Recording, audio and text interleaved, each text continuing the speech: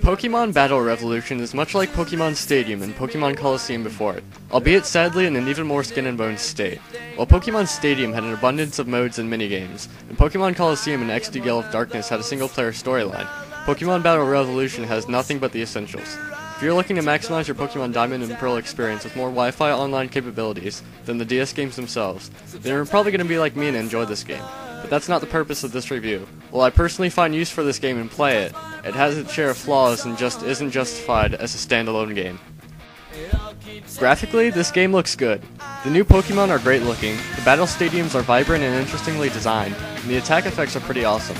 However, some of the older Pokemon models are obviously just glossier versions of their Stadium and Coliseum counterparts. The Coliseum models still fare well on the Wii, but sometimes the jarringly outdated Stadium models, especially the first generation, can be pretty disappointing. Not much else to complain about though, but nothing to really outright praise either. The music and sound effects are pretty generic, and the announcer is alright, but not really worth noting either. You'll probably be annoyed with him after a while, but you may also find that you just tune him out altogether. The relaxing waterfall seems to be heightening the Pokemon's concentration. The core game itself is where the game falls short. The game does have Wi-Fi capabilities, which to be honest are the only thing that justifies purchasing this game. The single player mode is very boring and honestly I did not care to play it for very long at all. It's essentially the same thing as Pokemon Stadium. Rather than have an actual story mode, you simply face off against trainers that progressively get harder until you reach the end. You can earn cash and things to customize your character's clothing and such, which is pretty nifty, but again, it's just, for the most part, tedious and boring and not really worth it. And if you do not have a copy of Pokemon Diamond or Pearl, you are forced to use rental Pokemon, which just flat out suck and make the game near unplayable.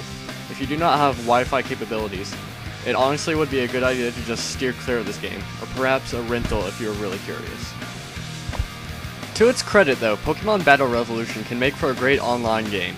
The random battle feature allows for quick matches that aren't too serious but exciting enough to make them worth your while. Younger or more casual players, however, may find that they don't fare much of a chance against certain players, and a lot of the users just abuse Uber and legendary Pokemon. These same people typically are easily defeated if you're a dedicated player who knows what they're doing, but I cannot say this enough.